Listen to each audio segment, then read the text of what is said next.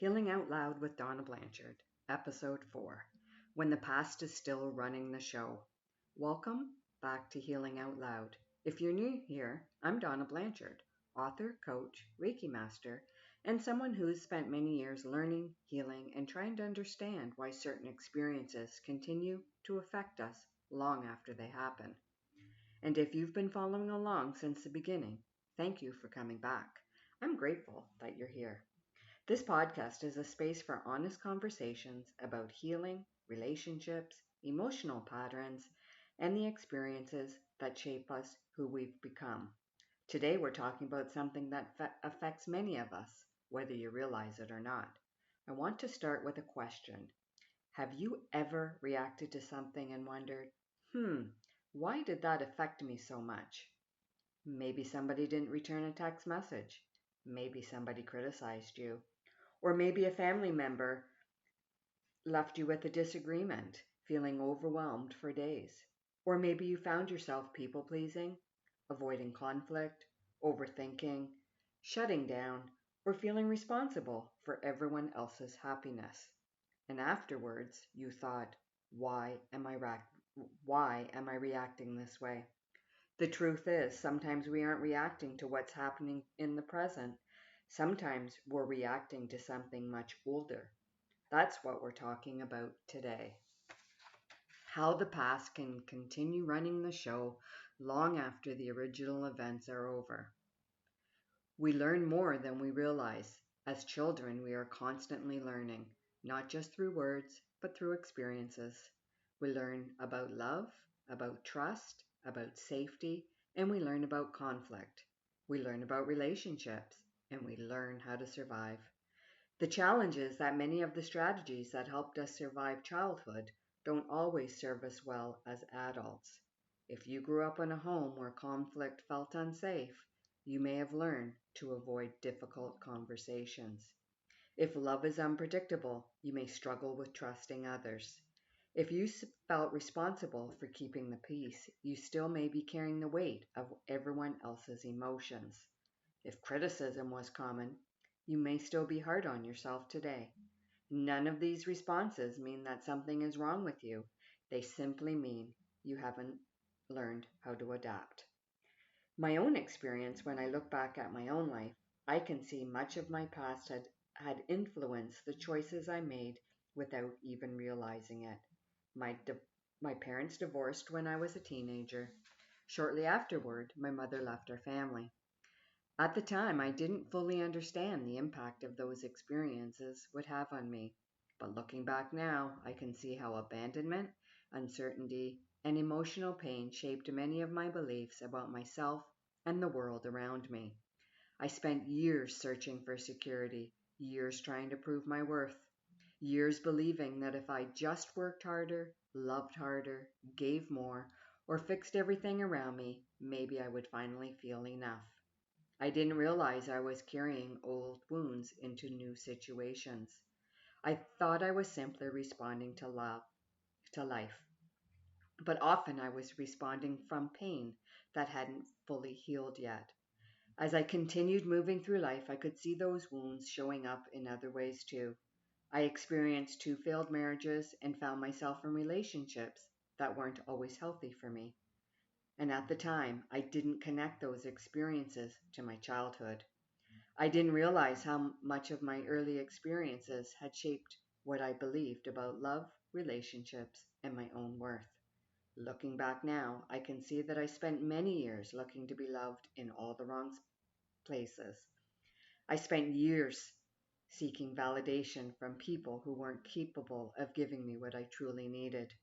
Sometimes I accepted less than I deserved because being chosen felt better than being alone.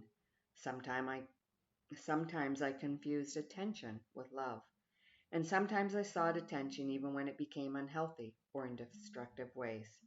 Those wounds didn't show up in relationships, they showed up in other coping mechanisms too. There were times when I overindulged with alcohol. There were times when I struggled with my eating disorder. Times when I looked outside myself for comfort, relief, or escape, not because I was weak and not because I lacked willpower, But because I was carrying pain, I hadn't yet learned how to heal. When you've experienced abandonment, rejection, betrayal, emotional neglect, you often spend years searching for something to fill the emptiness. Sometimes it's relationships, sometimes it's approval, sometimes it's achievement, it's food, and sometimes it's alcohol. And sometimes it's anything that temporarily distracts us from what we're really feeling. The challenge is that those things may numb the pain for a little while, but they rarely heal it. Real healing began when I stopped looking outside myself for the answers, when I stopped asking the people to give me the worth I needed to give myself.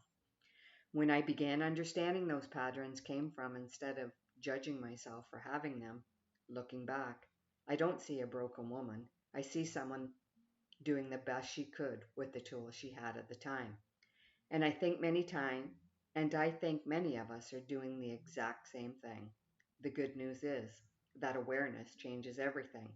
Because once you understand the pattern, we no longer have to keep repeating it.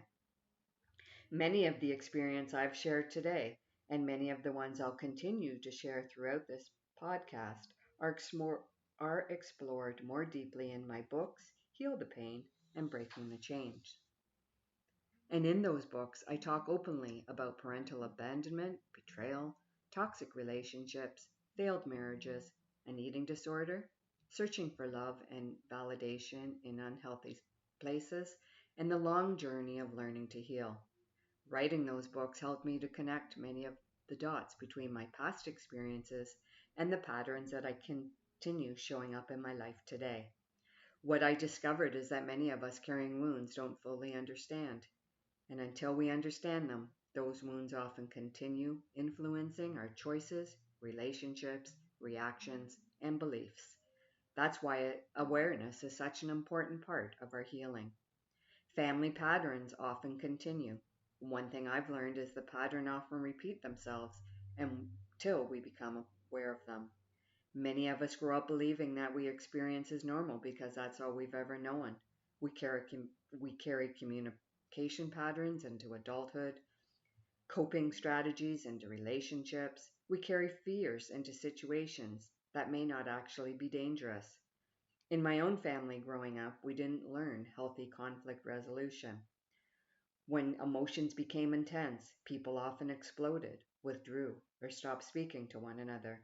As children, we learn what we see. We absorb it without realizing it, and sometimes those patterns continue into adulthood. I've seen how painful that can be. Years of not speaking to family members, misunderstandings that grow into distance, relationships that suffer because no one learned how to communicate through difficult emotions.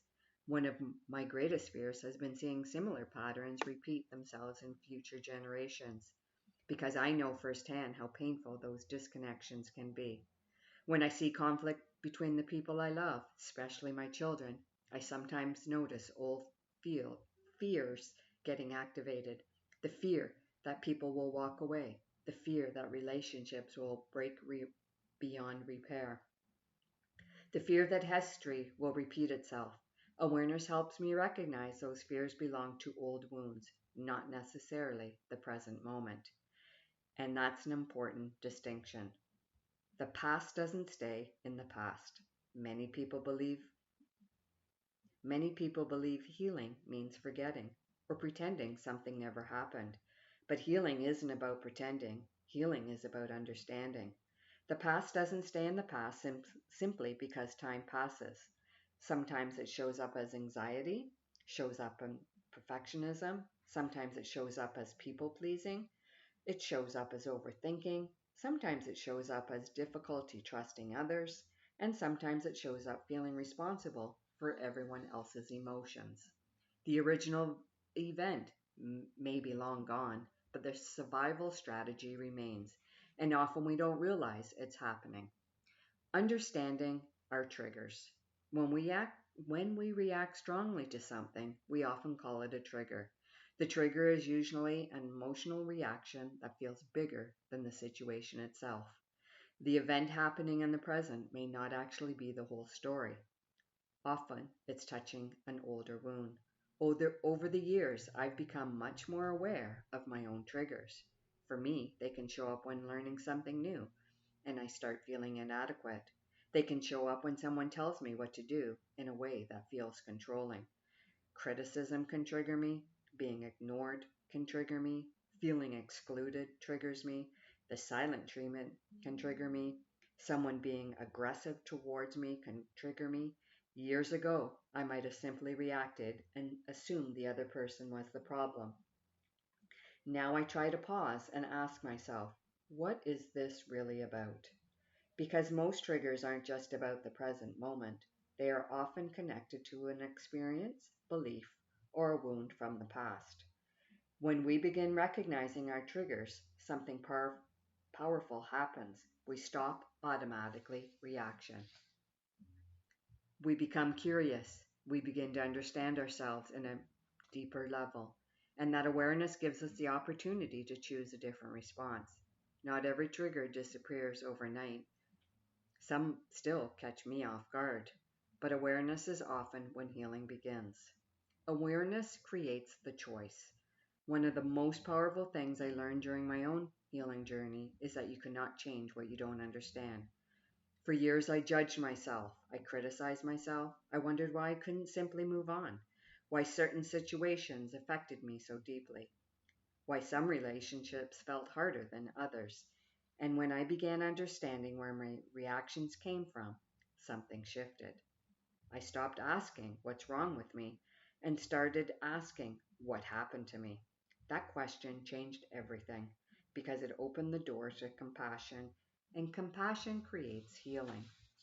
Healing doesn't mean blaming. I think it's important to say this.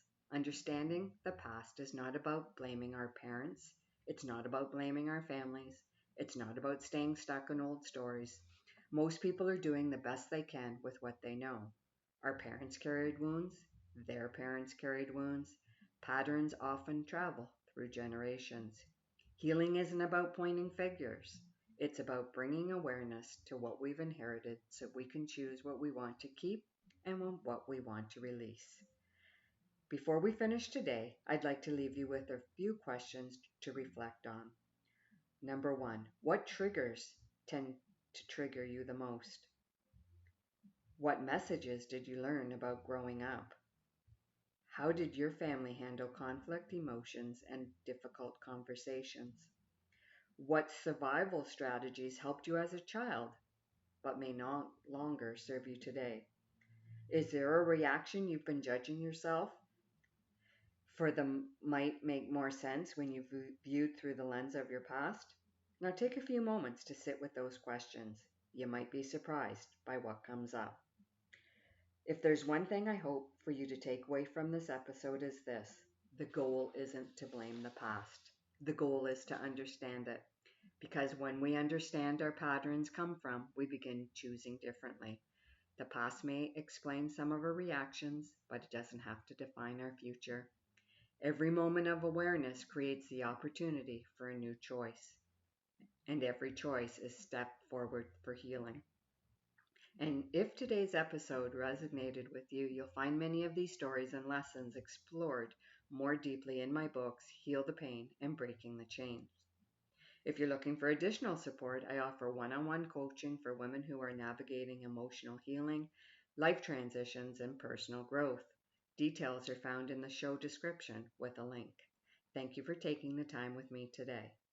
Coming up on the next episode, have you ever been hurt by someone you trusted, someone you loved, someone you never expected who would betray you? In episode 5, we're talking about life's greatest emotional wounds: betrayal, when the person you love hurts you. We'll explore the impact betrayal can have on trust, self-worth, relationships, and healing. And now we'll begin moving forward after people we counted on had let us down. And remember, you're not broken, you're becoming. You don't have to figure it all out, you just have to take the right next step for you. Until then, take care of yourself. I'll see you next time on Healing Out Loud.